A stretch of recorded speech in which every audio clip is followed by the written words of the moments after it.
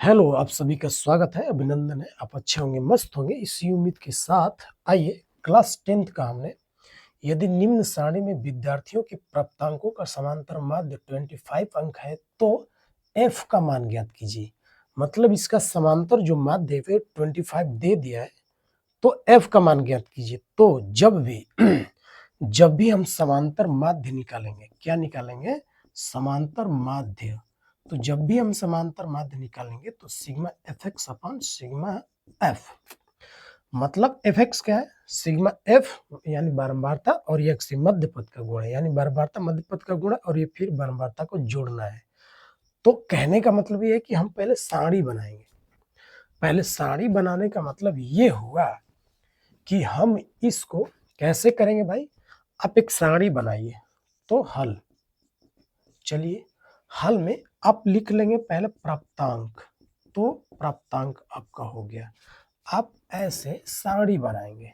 चलिए अब प्राप्तांक में क्या है? 0 से देखिए 0 से 10, ऐसे आप पहले 1 2 3 4 5, 1 2 3 4 ये 5, आप ऐसे पहले सारणी बना लेंगे। सारणी बनाने के बाद प्राप्तांक 0 से 10, 10 से क्या है भाई? 20 है, मतलब 50 तक है, 40 से 50, 20, तो 20 से अभी ये हो जाएगा 30, ये 30 से हो जाएगा 40, और ये 40 से हो जाएगा 50, ये हो गया।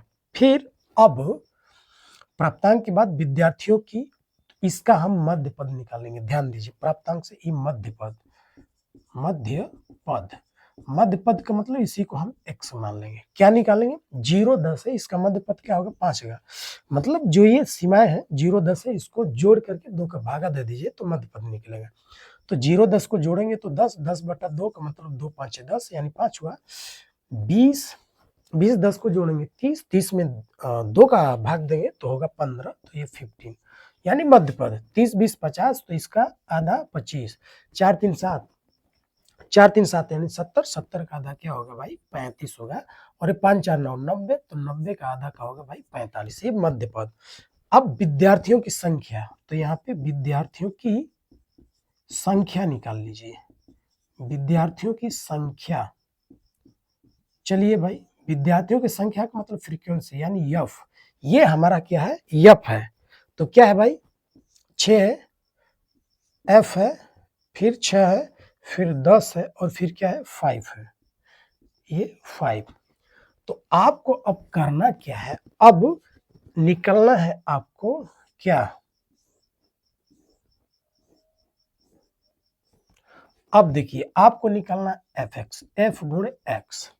तो आप एफ एक्स का गुणा करेंगे, मतलब ये एफ है ये एक्स है, तो एफ एक्स यानी 6 5 30, तो ए हो जाएगा 30। 15 का एफ में गुणा करेंगे तो हो जाएगा 15 एफ, फिर 25 छक्का क्या होगा भाई? 150 होगा। फिर 35 का 10 में गुणा करेंगे तो 350 हो जाएगा, और 45 का 5 में 50, 25 को हो जाएगा 5, 5 का 20 2 22, यानी 225। तो आपको इतना काम करना ही करना है। अब दूसरी बात ये देखिए, इतना करने के बाद अब क्या करना है कि आपको देखिए समांतर माध्य जो था, समांतर माध्य का जो फॉर्मूला क्या है? Sigma F x upon sigma F. अरे थोड़ा सा देखिए, sigma F x upon sigma F. तो आपको करना क्या है?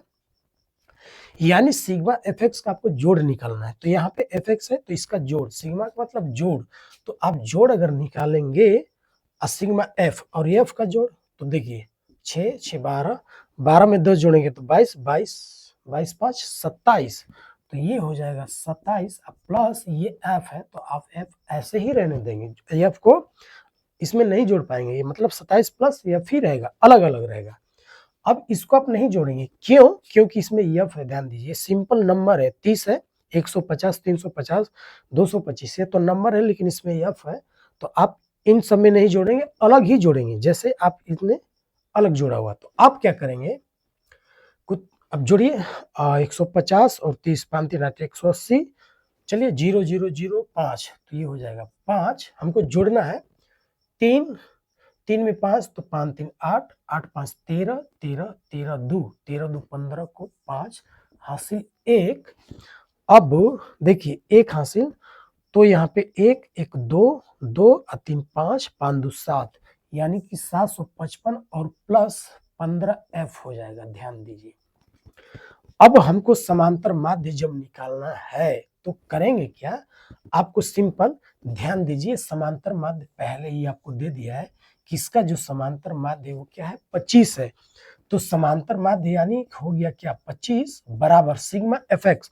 तो सिग्मा fx का मतलब ये है 755 प्लस 15f बटे में सिग्मा एफ का मतलब ये वाला जोड़ यानी 27 प्लस एफ, तो 27 प्लस एफ। हमको बस इसी में एफ का मान ही चाहिए हमको, तो एफ का मान यहाँ पे निकालना है। तो हमको एफ का मान निकालना है तो इसका इसमें हमको करना होगा गुणा। तो चलिए भाई गुणा करते हैं। गुणा करेंगे तो 25 का 27 में गुणा करेंगे तो हमको गुणा करना पड़ेगा। चलिए भाई गुणा कर ही लेते हैं। 27 और 25 गुणा करिए। 5 7 35, 5 3, 5 2 का 10, 3 13 और 2 7 14, 4 1 2 2 के 4 1 5, 5 4 3 7, 5 1 6 यानी 675। तो ये हमारा हो जाएगा 675 अब प्लस 25 का जब एफ में गुणा होगा तो 25f हो जाएगा बराबर 755 प्लस 15f। इधर कुछ नहीं तो 1 मानेंगे तो 1 का गुणा इधर होगा तो यही होगा और इसका इसमें गुणा होगा तो 25 का 27 में 675 प्लस 25 का f में भी गुणा होगा तो 25f। अब f को f वाले की तरफ है यानी ये 25f हो जाएगा माइनस इसको इधर लाएंगे तो 15f बराबर ये 755 माइनस ये 675 इधर आ जाएगा। तो अब आपको करना क्या है कि 25 में 15 घटाएंगे तो क्या होगा भाई 10। तो 10f बराबर 5 में से 5 गया 0, 5 में से 7 नहीं घटेगा तो कैरी करेगा, 15 में 7 8 और ये 6 में से 6 0 यानी 80। तो f बराबर 80 बटा हो जाएगा 10, 10 वाटे 80 यानी f बराबर का होगा, f बराबर हमारा हो जाएगा 8। ये हो जाएगा f बराबर, शायद नीचे न दिखता हो तो f बराबर 8 क्या हो गया, f बराबर हमारा 8 आ गया। चलिए इधर ही आंसर f बराबर क्या है 8 आंसर आया। तो ये रहा समांतर माध्य ज्ञात करना, आपको जरूर समझ में आए होंगे। तो ऐसे आपके एग्जाम में जरूर ये आ सकता है क्वेश्चन, आप जरूर इसको समझे करें और इसको करने का प्रयास करें। ठीक है, अगले वीडियो में मिलेंगे, तब तक के लिए धन्यवाद।